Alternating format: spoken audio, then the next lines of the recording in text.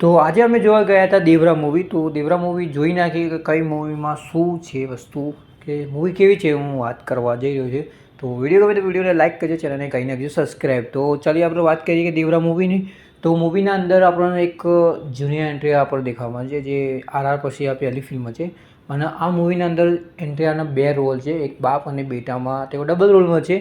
મૂવીની સ્ટાર્ટિંગમાં જ તમને ખબર છે કે જૂનિયર એન્ટ્રીયા છે એક મોટા તેઓના સારા માણસ કહેવાય એવું બતાવવામાં આવે છે. મૂવીના જે અંદર મેન હીરો આ જ છે.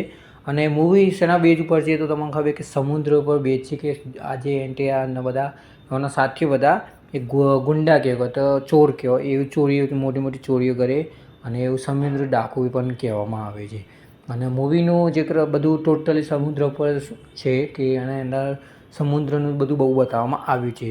અને જો તમે ટ્રેલર જોયો છે ને, તો ટ્રેલરમાં તમને એક કેરેક્ટર જોવા હોય તો કે કેરેક્ટર એ લાસ્ટમાં તમને ખબર છે કેરેક્ટર કોણ છે. બાકી વાત કરીએ કે મૂવીના અંદર તો સૈફ અલી ખાન છે, કે જેઓ નેગેટિવ રોલ ખરાબ નિભાવ્યો છે. બાકી તેઓની ભાઈબંધી પણ એવી બતાવવામાં આવે છે, દુશ્મની ભાઈબંધી પ્લસ બે બતાવે, ઇમોશન બતાવો ફેમિલીનું, દુશ્મની બાપ બેટા અને બધું આ મૂવીના અંદર તમને જોવા મળશે.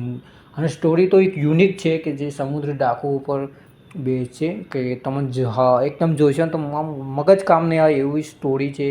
બાકી અંદર મૂવીની અંદર વાત કરીએ કે જાહ્નવી કપૂર છે, તો તેનું કામ પણ એક ઠીકઠાક જ ગણો, કે એટલું બધું કોઈ કામ નહોતું પણ ઠીકઠાક કામ છે. બાકી ઓનેસ્ટલી મૂવી તમને કહું તો મૂવી જોવાલાયક છે. તમે જઈને તમારા થિયેટરમાં જઈને મૂવી જુઓ. મૂવી બહુ સારી છે. અત્યારે લોકો એમ કે મૂવી સારી નથી, પણ હું કહું મૂવી બહુ સારી છે. અંદર ઘણા કેરેક્ટર પણ છે, એક્ટર પણ છે, જે તમને જોવા મળશે. અનિરુદ્ધનું મ્યુઝિક છે તો બહુ સારું છે, જે મૂવીના ગાત બહુ ફિટ પણ બેસી જાય છે. અને દોસ્તી અને દુશ્મની પણ તમને જોવા મળશે. એટલે મૂવી કહું થિયેટરમાં જઈને જોયા તો ખબર પડશે.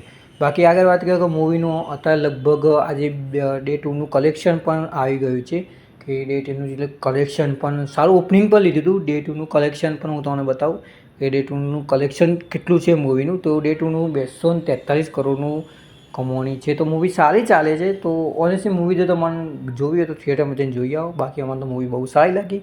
તો વિડીયો ગમે તો વિડીયોને લાઇક કરજો, ચેનલ ખાઈને સબસ્ક્રાઈબ.